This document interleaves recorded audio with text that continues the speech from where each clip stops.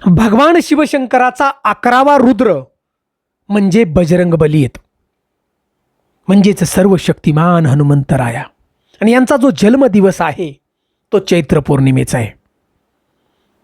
आणि या चैत्र पौर्णिमेच्याच दिवशी अशी एक घटना घडली होती, ती म्हणजे रावणाच्या वधासाठी केलेला हा उपवास. मित्रांनो, मालकाने भक्ताचा केलेला उपवास म्हणजे अखंड विश्वाचा मालक भगवान प्रभू रामचंद्रांनी हा चैत्र पौर्णिमेचा उपवास धरला होता रावणाच्या वधासाठी आणि सीतामातेच्या शोधासाठी. मित्रांनो, हा उपवास इतका महत्त्वाचा आहे चैत्र पौर्णिमेचा की हा उपवास धरल्यानंतर प्रत्यक्षात प्रभू रामचंद्रांनी सांगितलंय की जो कोणी हा भक्त उपवास धरील त्याला हनुमानाची शक्ती मिळेल, बल बुद्धी विद्या वैभव त्याला मिळेल, दुःख दारिद्र्य नष्ट होऊन जाईल त्या भक्ताचं. अशी ही चैत्र पौर्णिमेच्या उपवासाची कथा आहे. अक्षरशः ही कथा ऐकून डोळ्यात पाणी येलो आपल्या, कारण मालकाने भक्ताचा उपवास धरला अशी ही कथा आहे बघा. आणि हनुमान जयंती का साजरी करतो याचंही रहस्य या व्हिडिओमधून आपण जाणणार आहोत. त्यासाठी सुंदर अशी कथा शेवटपर्यंत आपण ऐका आणि हा चैत्र पौर्णिमेचा उपवास आपण नक्की धरा. आणि शेवटी आम्हाला कमेंट जय श्रीराम अशी आम्हाला कमेंट जरूर करा. चॅनलवरती प्रथम असाल तर नक्की सबस्क्राईब करा. मराठी कथाकथन चॅनलमध्ये आपलं मनापासून सहर्ष स्वागत आहे. तर मित्रांनो, चला सुंदर अशी कथा ऐकू चैत्र पौर्णिमेच्या उपवासाची. तर मित्रांनो, तो काळ होता त्रेतायुगाचा आणि प्रभू रामचंद्रांची पत्नी सीतामातेचं अपहरण या दुष्ट अशा रावणानं केलं. सीतामातेचा शोध घेण्यासाठी प्रभू रामचंद्र लंकेला लागणारा जो समुद्र आहे त्या समुद्राच्या काठावरती आलेले होते. संपूर्ण वानर सेना त्या ठिकाणी बसलेली होती. वानरराज सुग्रीव, सगळी सेना हनुमान सहित सगळी सेना बसलेली होती. हातामध्ये दगडी घेतलेले होते, लाकडी ओंडके घेतलेले होते, परंतु समुद्राच्या लाटा त्या ठिकाणी थांबत नव्हत्या आणि मार्ग तयार करू शकत नव्हते. हा रावण फार भयंकर ताकदवान होता. रावणाकडे शक्ती होती. त्यानं तपश्चर्या करून अनेक देवी देवतांची शक्ती वरदानं प्राप्त करून घेतलेली होती. हा शास्त्र जाणणारा होता रावण. फार मोठा असुर होता, कारण रावणाला मारणं हे माणसाकडून शक्य नव्हतं बघा, मनुष्याकडून शक्य नव्हतं. सगळी वानर सबल होऊन बसलेली होती समुद्राच्या काठाला. वानरराज सुग्रीव, लक्ष्मण, जामवंत सगळे बसलेले होते बघा. प्रभू रामचंद्र एका दगडावरती बसलेले होते. काय करावं हे त्या ठिकाणी कळेना.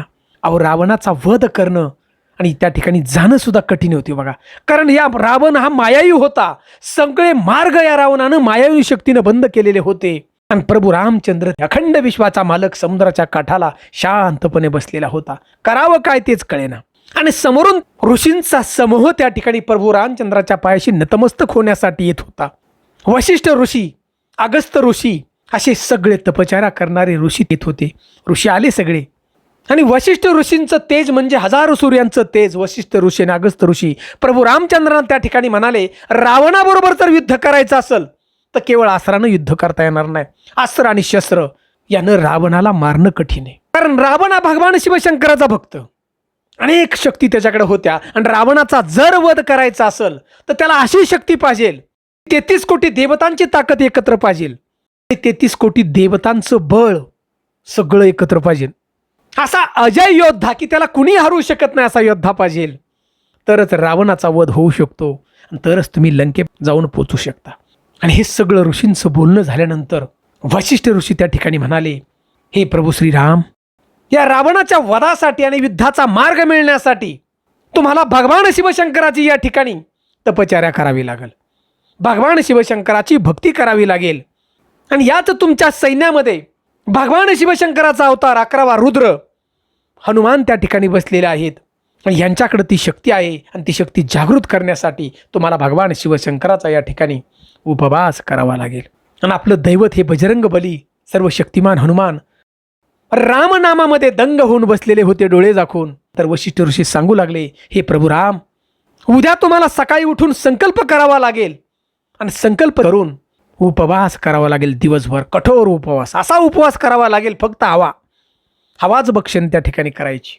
तर सर्व जी शक्ती आहे ती तुमच्या बजरंगबलीला म्हणजे हनुमंताला ही सगळ्या शक्तीचा अंदाज येईल, कळल सगळी शक्ती. आणि हीच शक्ती रावणाच्या वधाचं मूळ होऊ शकते आणि लंकेत जाऊ शकते सीतामातेच्या शोधासाठी. प्रभू रामचंद्रांनी निश्चय केला की उद्या मी हा उपवास करणार, हे व्रत.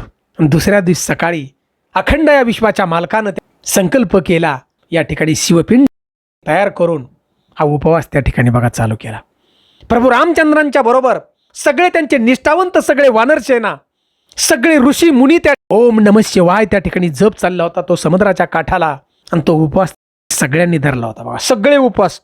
पहिला प्रहर त्या ठिकाणी गेला आणि पहिला प्रहर गेल्यानंतर हनुमंताला जाणीव होत होती, सगळं आठवू लागलं होतं हळूहळू, की सूर्य गिळलेला, इंद्रदेवानं खडक नावाचं जे अस्त्र मारलेलं, हे सगळं हनुमंताला आठवू लागलं. हळूहळू शक्ती सगळी परत येऊ लागत होती आणि प्रभू रामचंद्रांच्या चेहऱ्यावरती हास्य येऊ लागलं होतं, कारण अखंड विश्वाच्या मालकालाही समजू लागलं होतं हे सगळं. सगळी शक्ती त्या ठिकाणी परत आली.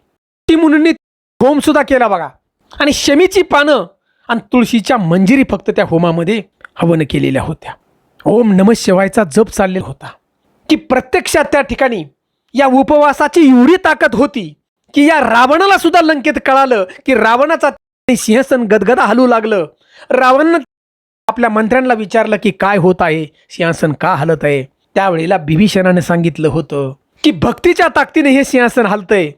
या समुद्राच्या काठाला प्रभू रामचंद्र त्या ठिकाणी आलेले सीतामातेचा शोध घेण्यासाठी आणि तुमच्या बरोबर युद्ध करण्यासाठी. रावण सुद्धा हल्ला बघा त्या ठिकाणी, एवढी बघा भक्तीची ताकद. आणि बजरंग बलीला सगळी शक्ती त्या ठिकाणी परत आली. 33 कोटी देव त्या विमान घेऊन आले होते या भक्तीची शक्ती पाहण्यासाठी. फुलांचा वर्षा ठिकाणी केला आणि सर्व ताकद, सगळ्या देवतांनी जी ताकद दिली ती सगळी ताकद बजरंग बलीला आली बघा परत माघारी. हळूहळू शरीर सर्व शक्तिमान हनुमंताचं म्हणजे बजरंग बलीचं शरीर, महाकाय शरीर जर मोठं आकाशा एवढं शरीर त्या ठिकाणी बजरंग बलीने तयार केले बघा. सगळी शक्ती परत आली. प्रभू रामचंद्रांनी सांगितलं की आजचा जो हा दिवस आहे चैत्र पौर्णिमेचा, तो हनुमान जयंती म्हणून आज साजरा केला जाईल. आणि जो कोणी हा उपवास, बल बुद्धी विद्या त्याला द्यावी,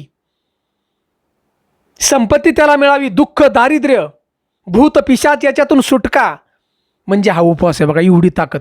आणि प्रभू रामचंद्राने तो उपवास धरला होता. आता ही सगळी ताकद परत माघारी आली आणि प्रत्यक्षात प्रभू रामचंद्र हनुमंताच्या हाताला जाऊन धरलं, कारण ते समाधीस्थ होते. शरीर वाढलं होतं, बलबुद्धी विद्या सगळं आलेलं होतं, हाताला धरलं, जागं केलं समाधीतून. बजरंग बलीनी प्रभू रामचंद्रांना मिठी मारली, सगळं देह त्या ठिकाणी सांगितलं बघा. जामवंत त्या ठिकाणी म्हणाले की हनुमानाकडे एवढी शक्ती आता आली की हा समुद्रच काय सगळी लंका पार करू शकतो. प्रभू रामचंद्रांनी आपल्या हातातली अंगठी काढून हनुमंताला दिली. हनुमाना, माझ्या सीतेला धीरे तू लंकेमध्ये गेल्यानंतर ओळख पटेल. सर्व शक्तिमान हनुमंतानं राम नामाचं एकदाच नाम घेतलं, जय श्रीराम, आणि उंच आकाशामध्ये उड्डाण केलं आणि तो समुद्र पार केला.